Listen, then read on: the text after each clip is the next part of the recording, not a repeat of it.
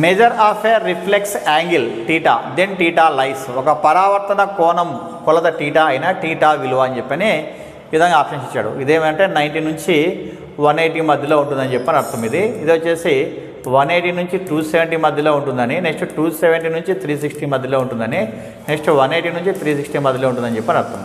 ఏమి యాక్చువల్ చెప్పాలంటే 180 నుంచి 360 మధ్యలో ఉండేది ఏమవుతుంది మనకు రిఫ్లెక్స్ యాంగిల్ అవుతుంది అనమాట. కానీ దీనికంటే ముందు కొన్ని యాంగిల్స్ మనము తెలుసుకున్నామంటే ఏది ఫస్ట్ అల్పకోణం అంటాం. ఇది అల్పకోణం.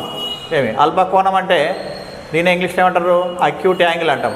ఏది మనకు లెస్ దాన్ 90 degrees అనమాట. నెక్స్ట్ గ్రేటర్ దాన్ 90 degrees తీసుకుంటే అదేమవుతుంది అబ్ట్యూజ్ యాంగిల్ అవుతుంది మనకు. ఇది అబ్ట్యూజ్ యాంగిల్ అనమాట. అంటే అధిక కోణం అంటాం మనం. ఇది అధిక కోణం.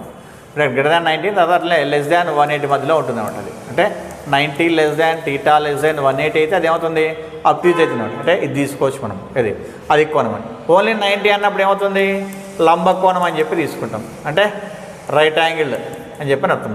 ఏమి రైట్ యాంగిల్ అని చెప్పని అర్థం మనకు. ఇది రైట్ యాంగిల్ అని చెప్పని అర్థం. మరి ఓన్లీ 180 మాత్రం తీసుకుంటే ఏమవుతుంది స్ట్రైట్ లైన్ అని స్ట్రైట్ యాంగిల్ అంటాం దీన్ని. ఇది స్ట్రైట్ యాంగిల్ అంటే ఇది మనకు సరళ కోణం అని చెప్పి తెలుగులో చెప్తాం. ఇది సరళ కోణం. మరి ఓన్లీ రిఫ్లెక్స్ యాంగిల్ అంటే ఇది రిఫ్లెక్స్ యాంగిల్ అంటే పరావర్తన కోణము అంటే మనకు ఏమి ఎక్కడి నుంచి వస్తుందంటే 180 నుంచి 360 మధ్యలో ఉండేదన్నమాట. ఇది 180 నుంచి 360 మధ్యలో అంటే ఎన్న ఆప్షన్ మనకు 4th option is the right answer అని చెప్పి అర్థం.